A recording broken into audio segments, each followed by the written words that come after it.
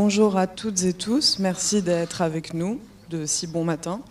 Bon voilà, on va commencer tout de suite notre matinée autour des jeux vidéo. Donc petite introduction très rapide. Donc aujourd'hui on se retrouve ici pour ouvrir donc le deuxième jour des rencontres nationales qui réunissent donc les réseaux passeurs d'images, écoles et cinéma, collèges au cinéma et maternelles au cinéma. Et donc on est accueillis au Select. Donc, une salle de cinéma, ça n'aura échappé à personne. Et du coup, ce matin, on va parler tous ensemble et tout ensemble de jeux vidéo, de décloisonnement des arts et des pratiques. Donc, on voulait dire que le jeu vidéo est bien souvent diabolisé, fait l'objet de fantasmes souvent négatifs, déconcentration, isolement, violence. Mais au sein de cette matinée, nous, on a envie de nuancer, de déconstruire tous ces préjugés et ces idées reçues et d'explorer ensemble, à travers différentes interventions, les possibilités créatives, pédagogiques, artistiques, culturelles, sociales que propose et qu'offre la pratique du jeu vidéo, qui est déjà bien rentrée dans les foyers et dans les pratiques des jeunes et des adolescents et adolescentes qui sont les publics cibles des dispositifs qu'on coordonne. Donc voilà, c'est pour ça qu'on a souhaité s'intéresser à ce sujet ce matin, pour voir un peu ce qu'on pouvait défricher et faire avec tout ça. Et on voulait aussi vous dire que l'association nationale, donc l'Archipel des Lucioles, qui porte donc la coordination nationale des dispositifs, a aussi à cœur d'explorer, de continuer les thématiques qui sont déjà traitées par les coordinations régionales. Et on voulait attirer votre attention sur le fait que le pôle Imagina, donc qui nous a aidés à organiser ces rencontres nationales, qui sont nos partenaires, a déjà organisé il y a quelques mois 3 jours de rencontres, donc d'éducation aux images, autour de cette thématique du jeu vidéo. Voilà, avec plein de contenus, plein de conférences, plein de présentations de projets, plein de découvertes de jeux, d'outils, de ressources, et que vous pouvez retrouver tout ça, toute la restitution de ces journées sur leur site internet. Voilà, Pôle Imagina, on vous remettra des ressources sur notre site internet à nous, l'Archipel des Lucioles, pour retrouver tout ça un peu plus tard. Voilà pour l'introduction, merci. Et Eva va vous dérouler un peu le programme de cette matinée. Oui, donc aujourd'hui, on va retrouver une présentation de projet avec Benoît Zebra en introduction. Et ensuite, on aura un interlude joué animé par Alexandre Suzanne et une table ronde modérée par Antoine Scalonia. Je lui laisserai le soin de présenter ses intervenants. Voilà. Merci pour votre attention et puis on va débuter tout de suite avec Benoît.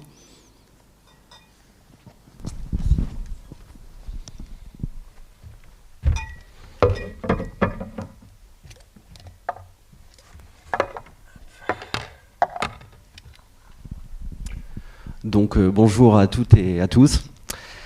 Alors donc on m'a demandé de venir vous présenter un jeu. C'est un jeu qui a été créé en périscolaire sur une semaine. Mais avant je vais me présenter en quelques mots pour que vous sachiez un petit peu mieux qui je suis. Donc déjà j'ai toujours travaillé avec des jeunes quand j'étais quand j'avais la vingtaine. J'étais animateur BAFA, j'ai fait mon lot de colo et centre de loisirs. Après j'ai fait des études donc en art appliqué, art visuel. Et très rapidement, j'ai découvert qu'il y avait donc un circuit d'éducation à l'image. Et donc, je me suis engouffré dedans pour arriver à retravailler avec les jeunes, mais à travers ma branche qui est l'image, tout simplement. À côté, je suis freelance et donc je fais principalement des reportages en événementiel, en photo et en vidéo. Et voilà. Pendant quelques années aussi, j'ai fait de la projection architecturale en mapping vidéo, en valorisation patrimoniale. Donc tout ça mélangé, mais du coup ça me donne un panel assez large au niveau des ateliers d'éducation à l'image. Voilà, ce jeu vidéo que je vais vous présenter, je ne l'ai pas fait tout seul. Je l'ai fait avec un collègue qui s'appelle Jean-Baptiste Ballion, qui n'a pas pu être là malheureusement aujourd'hui. Et si je vous parle de lui, c'est pas pour rien, c'est parce que je voudrais introduire un petit peu notre petit groupe. Pour la petite histoire, c'est né pendant le confinement.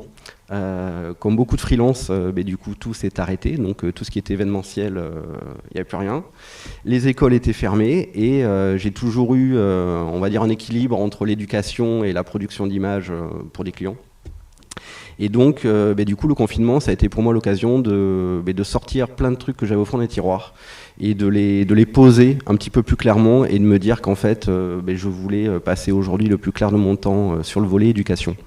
Et donc, de pousser un certain nombre de projets qui me tiennent à cœur à travers donc ce que vous voyez, enfin ce que vous allez voir dans 2 secondes, qui est donc notre petit collectif de création. Si on peut mettre, hop, ça arrive. Peut-être. Je vais continuer. Donc ça s'appelle les pollinisateurs. Donc je vous inviterai à regarder le site si vous le voulez. Je vais vous le balayer un petit peu rapidement. Il y a une petite histoire derrière ce nom. Hein. C'est présent sur le site. Je vous laisserai le découvrir. Mais du coup, l'idée de ce regroupement, c'était un constat par rapport à mes 15 années d'atelier, plus ou moins. Avec les jeunes, c'était que souvent les intervenants sont assez isolés dans leur pratique et même dans les interventions. Donc du coup, vous parliez de décloisonnement avant, c'est complètement l'idée. C'est donc de proposer des actions qui sont multidisciplinaires au niveau des pratiques artistiques et des intervenants, et également d'affirmer quelque chose qui peut paraître très logique, mais qui dans les faits n'arrive pas forcément tout le temps, c'est d'affirmer 3 temps au niveau des actions. C'est faire un vrai temps de rencontre avec les jeunes pour échanger, faire connaissance, ce qui va donner dans tous les cas une meilleure création et des échanges beaucoup plus fluides.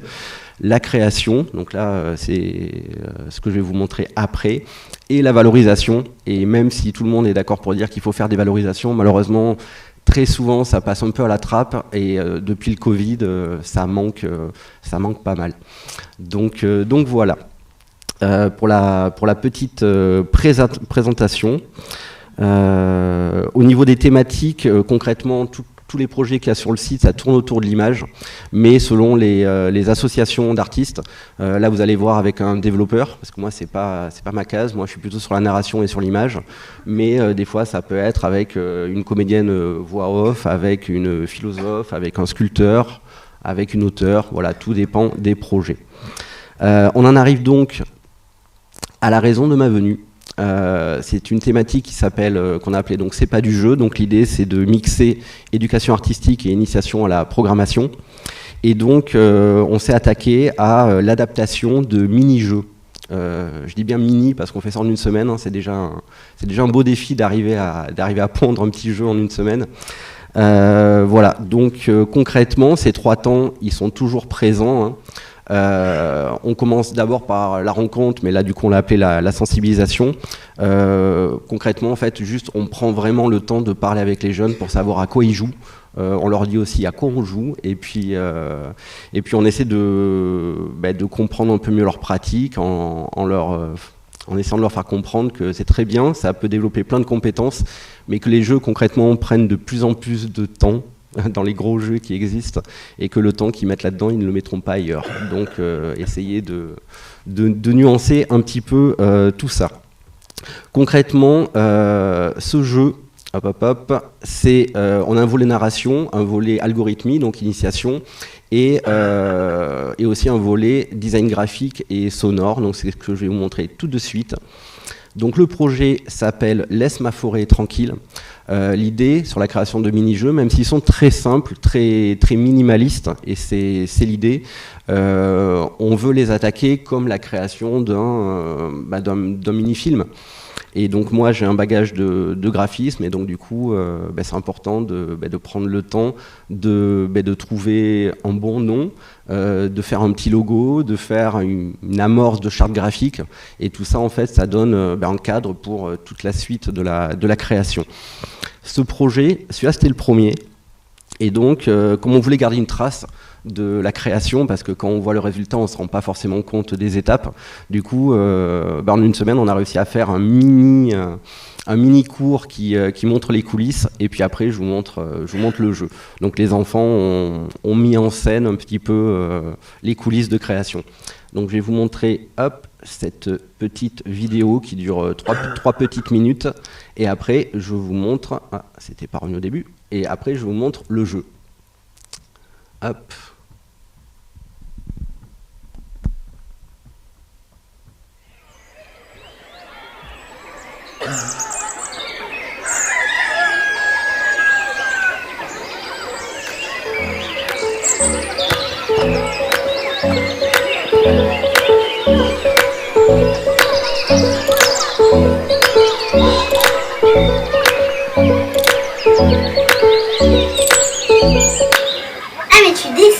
Non, je suis en jeu vidéo. Quel genre? Mais t'étais pas là les autres jours? Viens, je vais te montrer. Allez Julien, t'es le meilleur. T'es le meilleur. On s'est inspiré d'un jeu connu, le dino qui court. Faut juste aller le plus loin possible. Notre jeu à nous, il sera encore mieux. Il y aura une histoire. Et c'est quoi notre histoire? Tu vas voir. Notre histoire, elle est construite comme toutes les histoires. En 3 temps, avec un problème et une solution. On met quoi dans la partie 3? Je sais moi. C'est l'histoire d'un écureuil qui a ses réserves et sa forêt. Et pam, le problème, c'est que les humains rasent la forêt et qu'il n'a plus de noisettes. Donc l'écureuil va partir à l'aventure, mais il faudra qu'il fasse attention aux renards et à un autre prédateur très connu, le vautour. Et pam, la solution, c'est qu'il retrouve toutes ses noisettes. Et tout est bien qui finit bien. Et comment il s'appelle l'écureuil? Bah ça, on l'a pas encore décidé. Sacha. J'aime bien, on va le proposer aux autres. C'est ici qu'on a fabriqué les images. On a dessiné, et puis on l'a transformé en pixel art. En quoi? On dessine que avec des carrés, comme les pixels de l'ordinateur. Regarde, là c'est un déprédateur, le renard. Comme ça, tu vois les étapes. Et quand on a un truc qui nous plaît sur le papier, on le redessine sur l'ordinateur. Il n'y a pas que les animaux, les nuages pour le ciel, les glands pour l'écureuil.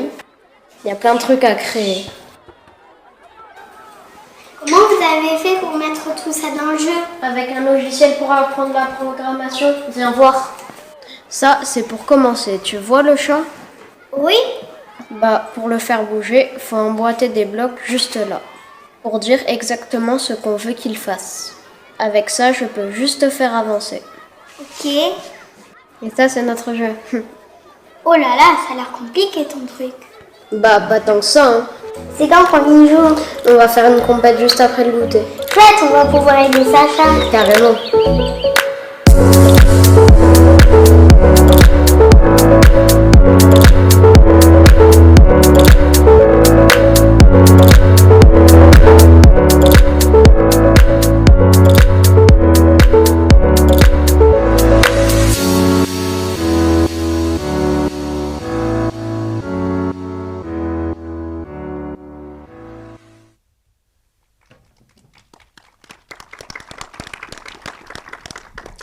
Merci pour eux. Donc voilà, donc le petit film des coulisses, hein, c'était, on a eu la chance d'arriver à faire ça, aussi parce qu'on était 2 pendant la semaine, hein, une semaine bien remplie. Donc du coup, on en arrive au moment où je vous montre donc le jeu. J'ai oublié un petit truc, je m'en suis rappelé en voyant le film. Quand je vous parlais de 3 étapes, la rencontre, la création, la valorisation. Sur ce genre de projet, la valorisation, c'est tout simplement un petit concours à la fin. Et donc, quand on finit le jeu, il y a une phase de débugage avec les enfants, où on cherche tous les problèmes pour essayer de les résoudre. Et il y en a beaucoup. Et quand on est au point, mais du coup, on fait un grand goûter, on invite les parents, la famille, les encadrants, des fois les élus, comme ici, dans les petits villages des Landes, ça arrive souvent. Et puis on fait un grand temps convivial d'échange. Voilà. Le jeu, donc c'est fait sur Scratch. Et du coup, moi j'aime bien parce que du coup, moi mes filles elles sont au collège maintenant, et comme tous les ados, les enfants globalement n'aiment pas du tout Scratch. Parce que quand ils arrivent au collège, on leur fait faire des maths et résoudre des problèmes, et ils se rendent pas du tout compte, alors désolé pour les matheux, hein, ça peut être très bien les maths, mais ils se rendent pas du tout compte que ça peut être un fantastique outil de création. Voilà. Et qu'il y a une énorme bibliothèque et banque de ressources pour créer plein de choses. Donc, hop, voilà donc le petit jeu. Hop. Alors, donc comme vous voyez, il y a eu un logo de créer, hein, une petite charte graphique, et donc on arrive à... Pourquoi pour nous, nos mini-jeux sont plus intéressants que la base, même si les premiers sont très très bien, c'est qu'on essaie de développer une petite histoire. Et donc, hop, voilà, à chaque fois on a une petite intro. Sacha l'écureuil est paniqué, il a perdu son stock de noisettes, sa forêt a été rasée, moissonnée comme un champ de blé. aide-le à refaire ses réserves, mais attention aux prédateurs, bonne chance, cordialement. Donc bien sûr, on écrit ça avec les jeunes. Et à chaque jeu qu'on adapte, on essaie d'ajouter une petite fonction. Voilà, petit défi de l'atelier, une fonction qui a du sens dans le jeu et qui vient nourrir l'histoire. Donc là, l'écureuil, en plus d'éviter les obstacles comme le petit dinosaure de Chrome, il doit aussi ramasser des noisettes. Donc là, je ne vais pas jouer longtemps, ça ne va pas vite au début. Pour ceux qui connaissent, vous savez peut-être qu'après, ça va très très vite. Mais en fait, ce n'est pas un détail parce que dans la base, il faut que sauter pour éviter les obstacles. Et comme il faut aussi ramasser des noisettes pour faire des points, quand ça va très vite, ça devient un petit peu compliqué de savoir s'il faut sauter ou ramasser ce qui arrive. Hop, donc je vous montre très rapidement. Voilà, donc c'est un jeu très simple, mais comme la base du Dino de Chrome, c'est vraiment très addictif. Ça marche super bien, et donc je vais attendre d'arriver à la première noisette que vous voyez. Les noisettes, hop, ça il ne faut pas la prendre parce que sinon on se prend l'arbre. Et voilà, donc, j'ai pas le son des jeux. Donc je pense que vous avez compris l'idée. À chaque fois, on a toujours cette même approche de prendre quelque chose qui existe déjà, mais de développer une petite narration et un univers graphique et sonore. Donc voilà pour le premier jeu. Donc ça tourne sur mobile, sur ordinateur, c'est cross-plateforme, ça marche partout et c'est l'avantage de Scratch. Donc voilà pour le premier jeu. Et donc les enfants, selon les âges, on leur fait donc une étape d'initiation à l'algorithmie. Comme vous avez vu dans la vidéo, il y a des codes couleurs dans Scratch. Hop, je regarde mon petit temps. Et donc tout simplement, en fait, on leur fait comprendre l'algorithmie et les séquences en leur faisant placer des post-it de couleurs, en créant des fonctions avec eux en atelier.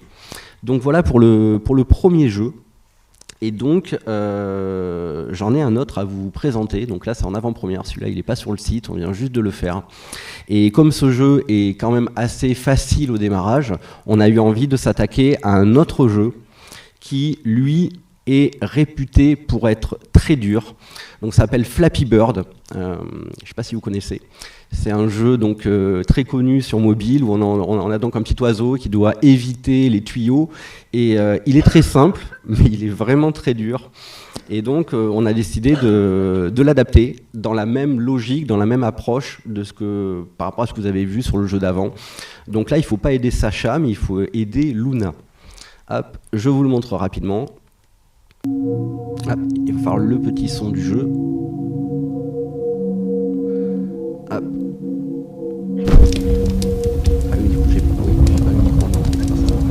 Alors du coup je vais pas vous mettre le son, je vais garder parce que du coup je vais commenter, ce sera plus pratique. Donc même approche mais histoire différente, jeu différent. Donc aide Luna, suite à un violent orage qui a mis feu à la forêt, une hibouette tente de sauver son nid. L'avenir de sa lignée repose entre vos mains, mettez à l'abri le dernier œuf. Hop, même logique. Et donc là, voilà. Donc dans Flappy Bird, il fallait juste éviter les obstacles. Là, vous voyez que, comme c'était dit dans l'histoire, on a un petit œuf et hop. Donc moi j'ai beaucoup joué, mais si je vous pousse à l'essayer, c'est pas si facile que ça. Les petites lucioles rajoutent des petits points et si on se cogne, boum, on perd l'œuf et donc on a perdu. La lignée est foutue. Voilà pour la petite présentation. Donc là, comme vous le voyez, il y a aussi un travail d'univers graphique, d'univers sonore, et arriver à trouver un petit titre sympa, mystérieux, qui dit des infos, mais pas trop. Donc voilà pour le deuxième petit jeu. Je voulais ouvrir en fait sur un autre projet. Je vais faire comme ce que je fais quand je vois les gens dans l'atelier. Je viens pour quelque chose, mais je leur montre toujours d'autres choses. Vous avez vu qu'on parlait d'hibouette. Alors, je pense que vous n'avez pas trop compris. En fait, c'est un petit clin d'œil, un petit crossover sur un autre projet que vous pourrez découvrir sur le site. Donc, ça me donne l'occasion de vous montrer autre chose très rapidement. Et donc, cette hibouette, elle vient d'un projet qui s'appelle Les animaux du futur. Donc là, plus rien à voir avec les jeux vidéo. Là, l'idée, c'est de croiser deux autres disciplines. Donc là, c'est de la spéculation biologique et de l'éducation artistique. Donc il y a toute une narration qui englobe tout ça. Et dans ce projet-là, les enfants créent des petites bestioles. Mais l'idée, c'est de s'intéresser donc aux espèces du présent. les comprendre. Chaque enfant choisit une espèce, on se documente pour comprendre sa vie, ses problèmes aujourd'hui. Et l'idée, c'est de se dire, si dans des millions d'années, elle existe encore, cette espèce, à quoi elle pourrait ressembler et comment elle pourrait s'adapter. Donc du coup, pour conclure, je vais vous montrer la première petite bestiole qui a été créée dans ce projet-là.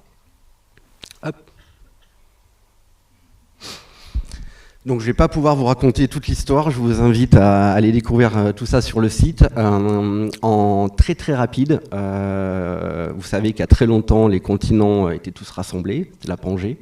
Et il y a un vrai courant, il y a des vraies hypothèses de vrais chercheurs en biologie qui pensent que dans des millions d'années, les continents pourraient se rassembler et créer une nouvelle Pangée. Et comme tout ce qui est oiseaux vient des dinosaures, si les continents se rassemblent, on a un côté cyclique. Donc l'idée, c'était que les poules pourraient redevenir dinosaures. Et donc c'était un petit peu le champion de l'évolution, le premier petit poussin qui se redresse, qui a perdu ses ailes et qui donc récupère des petites pattes un petit peu comme les dinosaures.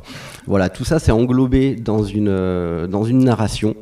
Et voilà, donc je vous invite à aller découvrir ça si vous êtes curieux. Ces projets-là, ça finit en exposition qui est itinérante dans le lieu d'accueil et tout ce qu'il y a autour. Et c'est connecté. Les enfants repartent aussi avec des petites cartes d'identité de l'animal, la bestiole d'un côté, de l'autre côté les caractéristiques. Et ils ont un petit QR code dessus, et donc du coup ils peuvent suivre la création des nouvelles bestioles, des nouveaux groupes d'explorateurs qui vont aller du coup découvrir ces espèces du futur. Hop. Et donc, hop.